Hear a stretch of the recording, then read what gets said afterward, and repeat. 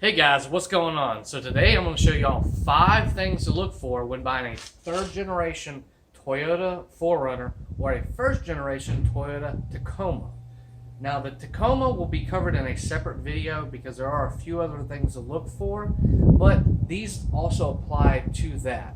So let's get started, guys. This is my 97 Toyota 4Runner with 190,000 miles. This will be the truck that I'm using to show y'all all these examples. I figured I'd make this video before I sell my rims and tires to a buddy at work, just because it looks so good with these wheels and tires on there. Alright guys, excuse the grease. I'll get to that in a second. But the first thing to look for in a 3rd generation Toyota 4Runner is, on the 3rd generation, if you lift it 3 inches, you're gonna have CV axles tear and rip. It's notorious for it. This one does not have the diff drop on it, but even on my 4Runner that had the diff drop on it, it still did this. Now if you go with a 1.5 inch and cock the axle a little bit, you can get away and it doesn't tear as much. They do make replacement parts, which I'll link down below, so you can reboot your axles. I always keep a set of axles on hand, Toyota OEM axles, because mine tend to tear because I do a lot of beach riding and off-roading. So just be aware of that. If you're going to be a hardcore off-roader, this is definitely something to pay attention to, because if you buy one that has never had the axles serviced, like new boots and new grease, then you're probably going to be replacing it if it's lifted, because most people, when they start clicking, they don't feel like taking them off, replacing them. But it's honestly a very simple and easy project. It literally takes less than 30 minutes aside when you know what you're doing. There's a lot of great videos. I'll link below a couple, and it's just awesome. The next issue with these is up front as well. And that issue has to do with, if I can focus this camera, the lower and upper ball joints. Not so much the upper ball joint, but the lower ball joint. The lower ball joints tend to fail anywhere from 100 to 200,000 miles if they are OEM. And they fail, they cause a lot of damage. This one actually just broke, and it broke while I was going about 10 miles an hour, so I got lucky. Very minimal damage. So new ball joint, new sway bar.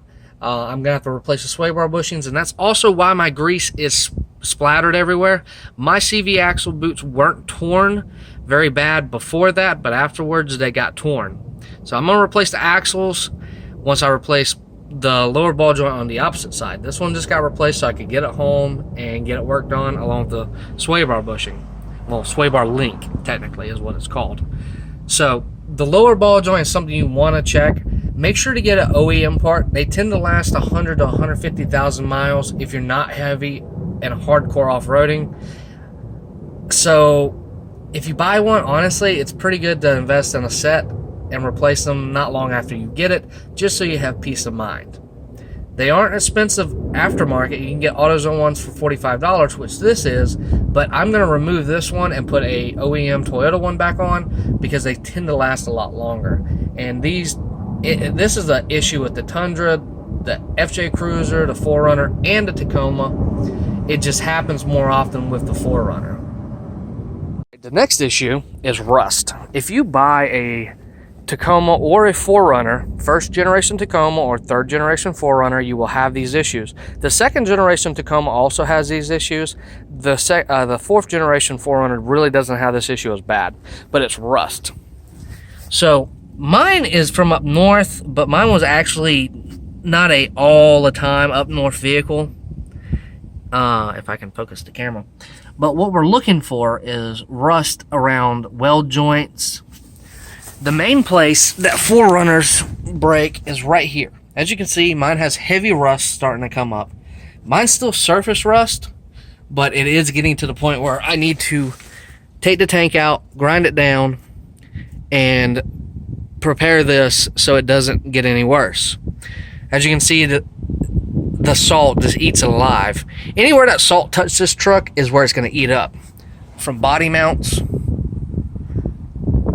to the body, which my body's not bad, but every weld joint is going to be the place that starts to corrode. And mine isn't bad back here, but some of them are completely eaten out, and you have to get a frame repair kit and have it welded in.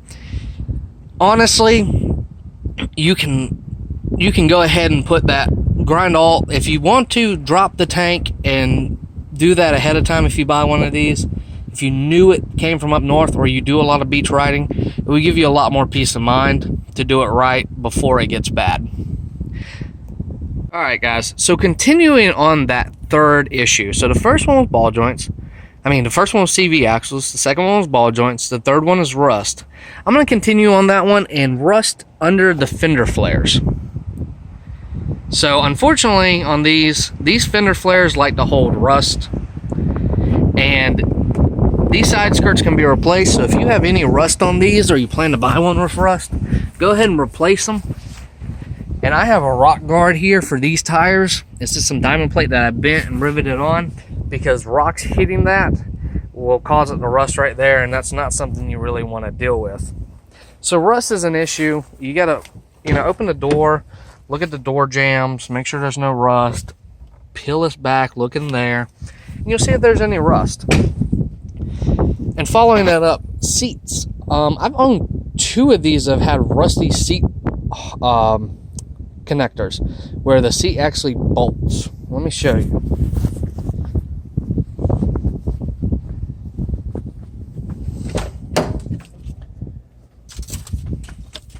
So a perfect example is this bolt hole is threaded for the bolts, and this one's rusted off. Nothing else is rusted around it. Like, I've replaced the entire carpet in this truck.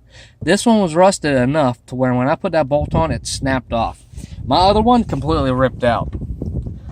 So that can be an issue. It can be fixed very easy with a welder and a piece of metal and a new bolt and nut. The final 2 issues are going to be in the engine bay. The first one is going to regard the 4 cylinders and the V6s. I have a V6 in this one. My last one was a 4-cylinder. The Tacoma was a 4-cylinder. The 4 cylinders have a timing chain in the rear. It's a dual timing chain setup, and I believe there's a chain up front as well. I cannot remember. It's been so long. It's been a while since I took it off, but guys, the next thing I'm going to cover is in the engine bay, and this is going to regard the 4 cylinders and the V6s. Let me plug my vacuum line back up. Alright, so it has to do with timing.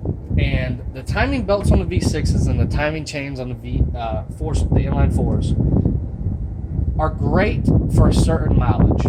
Now, I've had 2 4-cylinders and 1 V6. The V6 should be changed at 150,000 miles with the OEM water pump, timing belt, and tensioner. It's about a 4-hour job if you know what you're doing. It's very intense if you don't know what you're doing, but it's there's plenty of videos to watch. I'll link a couple below, but it's doable. You can do it yourself, or you pay a garage. It's going to cost you about $1,000 to have it done at a garage, but it's worth the money to have it done. If you find one of these for a deal, it needs a timing belt. These are non-interference motors, so they can reset timing, put a new timing belt on there, and fire it up and go. The chains, however, they last 200 to 350-ish thousand miles. They do last a lot longer, but when they break, they can cause some severe damage. The problem with the belts is mainly what happens is the tensioner for the, not the belts, but the chains, what happens for the 4-cylinder chains is the tensioner actually wears out, and you get what's called chain tap, where the chain starts to have a little bit of play in it, so it starts tapping. And once you have that, you want to get that fixed immediately, because that can wear out parts faster and damage parts. So you want to go ahead and get that fixed. But the timing issue on these isn't a big deal. You just have to get it sorted out immediately. That way you don't have any issues. Even if you have a chain break, you can still reset your timing, put a new one on, and fix it. Alright, on to the final issues. So this is number 5, but I'm going to make this kind of a dual point, because I could say 6, the top 6, but why not just top 5? So radiators on these, the transmission is cooled with the same radiator. There's two lines that come in at the bottom. You can watch my how to change a radiator video. And they come in at the bottom. Well, the problem is some of these cheaper Chinese knockoff radiators and some of the factory ones, after so much use and heat and build up, they will crack on the inside and you get what's called strawberry milkshake. It's where the radiator fluid and the transmission fluid mix. Your transmission will go out, your engine can overheat, different things can happen. The main thing that happens is it messes up your transmission. So when the transmission gets messed up like that, you have to flush the entire transmission. You have to flush this out. So cooler, water pump, everything has to be flushed out. New radiator installed. And you have to hope after flushing the transmission a couple times that you can get your transmission back, or you're going to the rebuild shop, and that gets very pricey. So as caution, whenever I buy one of these, I go ahead and I replace the radiator. You can get a good quality OEM style radiator for around 100, 120 bucks. You can get them all the way up to $300-400. OEM, I believe, is $275 from a dealership, and sometimes they have deals going. But it's definitely worth replacing. It's peace of mind. Now, the side note that I wanted to talk about was valve cover leaks. These V6s and the 4-cylinders do have a lot of gasket issues. Mine's actually had intake leak. I had to replace all the intake gaskets, and I also had to replace the valve cover gaskets, which I bought a cheap set. Don't do that. Buy the Toyota OEM ones. They come with new bolts, new washers, everything. Well, not new bolts, but new washers and all that. And replace it. The valve covers leak. The half moons in the back leak. If you don't know what the half moons are when you get your kit, you'll understand. They leak. It's a pain in the butt to change these because everything off the top of the motor has to come off to really do it perfect. You could get away with just removing the intake, but to do it right, you want to take everything all the way down to the valve cover gaskets. Head gaskets on these are actually really good as long as you don't run them hot. So make sure whenever you do your timing belt to change that water pump, or you might have issues down the road.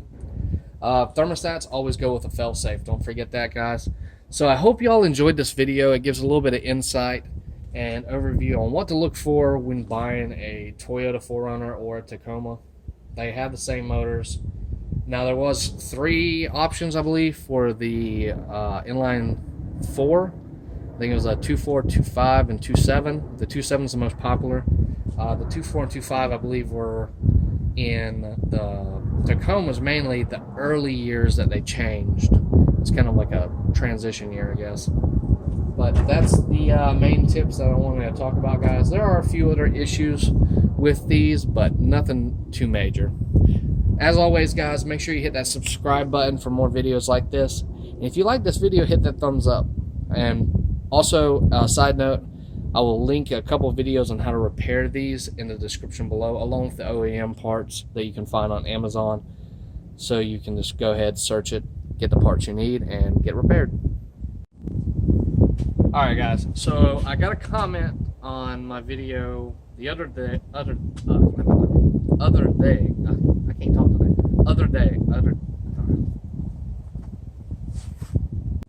Alright, guys, what's going on? So I was recording this top 5 things to look for when buying a 3rd generation 4Runner, and I thought I'll make this bonus video and put it up as well because I've been asked this question: what was the biggest surprise when I worked on my 4Runner? Well, it's an issue that I should have recorded and put in should be recording and putting in the top 5, but it really has never affected me until I've gotten into the motor, and most people, but it's the knock sensors. So under the intake plenum, and you take off the intake, the top intake, the bottom intake, the injector rails, all that, you get to the knock sensors on the inside, and the harness, by the time you go to mess with that, is so brittle, you touch it, it shatters. It's insane. So if you ever have to replace knock sensors or anything on a V6, make sure to get the harness. It's $25 at the Toyota dealership, and it will save you a headache. I had to run all the way 3 hours away to get one because they didn't have one in stock in my local Toyota dealerships. But that would be the number one issue I have with these is that harness. I don't know what they made it out of, what kind of plastic, but that is absolutely junk. And I've heard of people actually having issues with it braking while driving, and it can really cause the truck to run kind of rough. Some people have said that it gives a no stall, but mine would fire up and crank. But I wasn't going to drive this to the dealership, so I just tore everything back apart and put it back together with the new one. And for $25, it's peace of mind. So if you're going to get into the inside of your engine, make sure you replace that. I'll link in the description below a knock sensor harness. That way you can order one. That way you can have one if you're doing any repairs on your 4Runner or Tacoma